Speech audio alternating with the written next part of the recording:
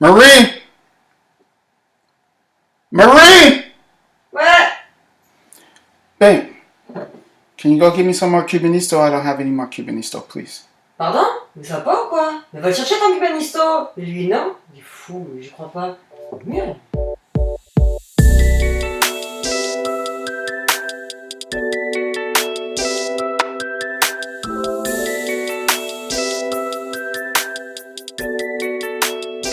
Okay, the first thing I want to do is I want to thank myself. A little congratulations for myself. Yes, I did something I never did before. I bet against the Bengals. Now, let's be clear. I don't usually bet. I think I've placed one bet in my life on football. But this week I decided to bet against the Bengals. I bet on the Arizona Cardinals because they were underdogs. And I got a pretty good return for that. So I am pretty happy about that. Not happy about the Bengals losing, but I am happy that I won a little bit of money. I also bet the over. I told you I was going to bet the over, and I did. And I'm pretty happy about that as well because I got a pretty good return for that as well. Now, I would like to officially say a big FU to the Jacksonville Jaguars. I've never been so invested in a Jacksonville Jaguars game in my life. And this is because I had a parlay. I did something I never did before. I wanted to try it. I thought it'd be fun. It was fun. It was exhilarating until the Jacksonville Jaguars. So I bet $2, €2. I bet €2 that would have gave me €100.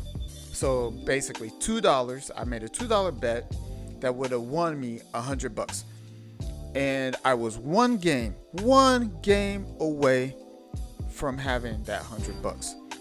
And it was the Jacksonville Jaguars. Now, I tweeted out I was looking for some Minshew magic. That didn't come. Actually did come a little bit. The Jaguars, they were behind big. And somehow they still found themselves in that game at the end. And they still lost. Which meant I lost my parlay. It was only $2. It was €2. So I wasn't too mad about it. And I had already won. I knew I was going to win the Bengals game. And I wasn't for sure about the over. The over didn't come until the fourth quarter. So I was kind of depressed about that. But then it came through at the end. And then I was looking at this parlay. I was like, well, €2. There's no way I'm going to win $100 off of $2.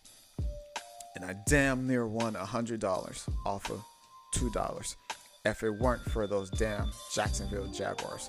So a big middle finger to the Jacksonville Jaguars. I mean to be mean or vulgar towards you. I have no animosity towards the Jacksonville Jaguars. Not, a little bit. If you remember that AJ Green situation. But other than that, I don't care about the Jacksonville Jaguars. Except for the fact that they cost me my first ever parlay. It only cost me $2, which ended up being not costing me anything because I won the over and I won on the Cardinals beating the Bengals, but bleep you Jaguars. Now, with that said, a lot of times I get on here and I say, 21 years or older, drink responsibly. 18 years and older here in France. And I have completely ignored the fact that I'm probably going to bet another game this week. I'm probably going to do another parlay. I'm probably going to put some money on the Bengals game. And I really can't wait. And oh my goodness, I hope I don't become some type of degenerate or something. Because I got to admit, that was pretty fun. I came out on top. I was about to come out really good if it weren't for those Jacksonville Jaguars. I think I am going to try another parlay. I think I'm going to try to bet $2 again. And I'm going to try to win like €200 this time. To bet €2 to win even more than what I might have won. Yeah, it sounds like fun. It sounds like a bit of a rush for not very much money. I think I'm going to try that. However, I see why people get in trouble gambling. I see that now. That was fun. I can't wait to do it again. Now, I don't have a lot of money. These are little bets. I want a little bit of money, but I'm going to keep it like a $2 parlay and see how much I can win. I'm going to take some chances. So I'm going to do it again. I'm going to do it again this week. I'm not sure if I'm going to bet on the Bengals or not. We'll see. We'll talk about that later. I'm not sure what games I'm going to bet just yet. I haven't seen the list of games. I don't know the odds, etc. But I will let you know.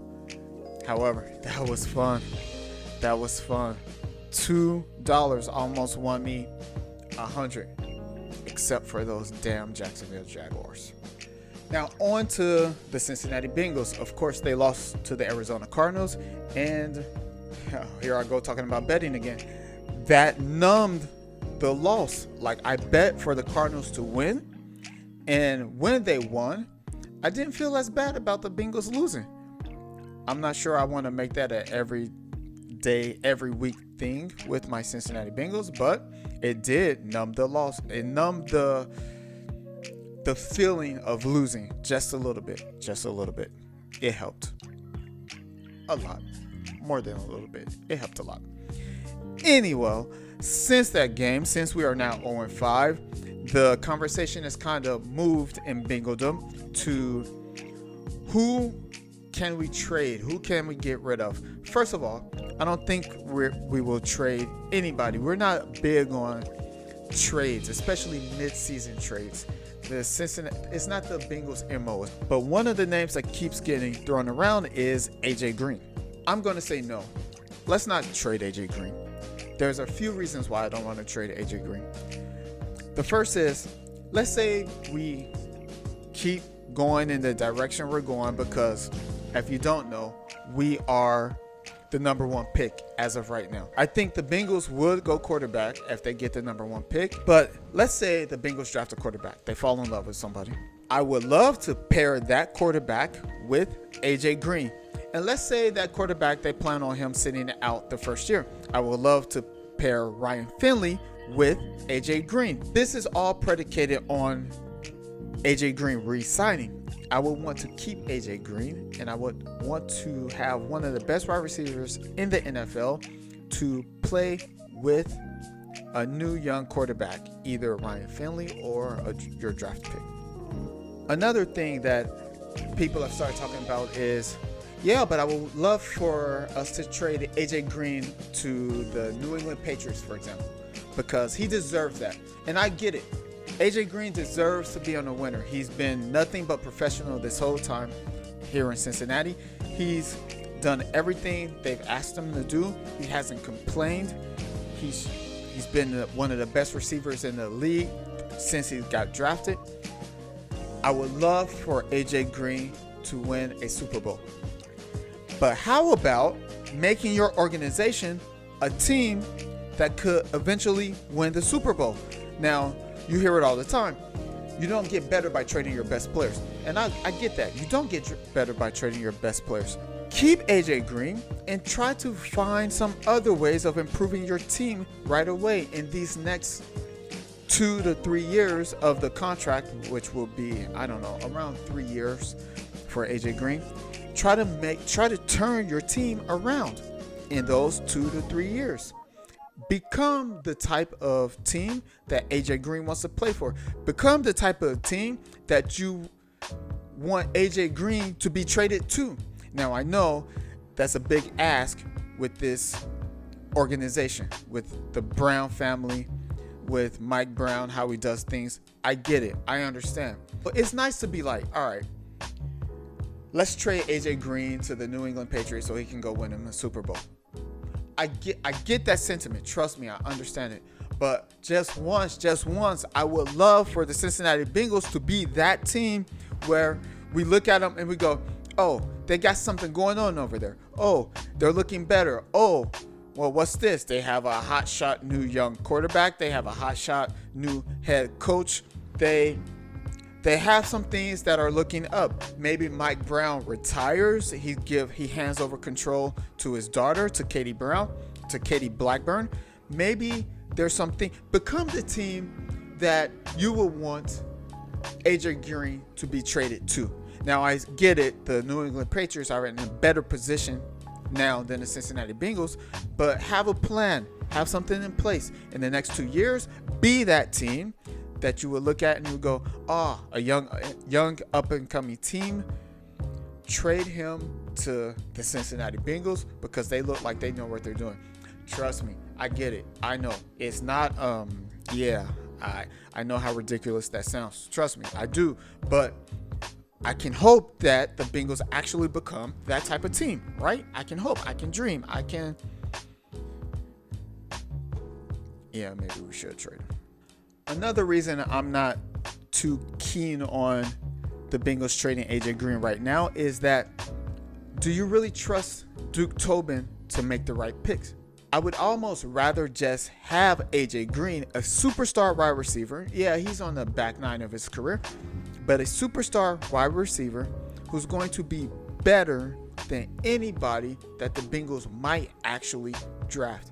And now that Marvin Lewis is gone, and now that there's not a coach that will buck back against them. That's one of the things that we miss with Marvin Lewis. Like, I think that's an underrated part of Marvin Lewis not being here anymore, is that he has some buck back in him. And I don't see that with Zach Taylor. Not yet anyway. And he's a young coach. He's got his first job. He went from quarterbacks coach to head coach. I doubt he's going to have a lot of buck back against the organization the way that Marvin Lewis did. And I don't trust Mike Brown and Duke Tobin left to their own devices. I don't trust them to draft the players that we need. And the final reason I don't want the Bengals to trade AJ Green is we're 0-5, which means mathematically we could still go 11-5. You know, we could still get back in this thing. Something miraculous could happen. We could pull off 11 straight wins. We'd be the hot team headed into the playoffs. The city will be going crazy. We might end up in the Super Bowl. You never know. We're only 0-5. We might be 11-5 at the end of the year. Who knows? Let's go. Let's do this. Let's keep everybody and let's go. Let's just run the table and see what happens. And once you get your best wide receiver back, once Cordy Glenn comes back, Effie comes back, once we make this deadline trade to get Trent Williams or whoever is available out there, we could go on a run. Maybe we put in Ryan Finley. Ryan Finley makes a spark, just like all these other young quarterbacks around the league are making a spark. He'll spark something. Maybe we'll bench Andre Smith. We'll start John Jerry at left tackle. Maybe he'll be an improvement, and we'll go from there. You never know. Let's see what happens. Let's go 11-5, right? Am I right? Am I right? Am I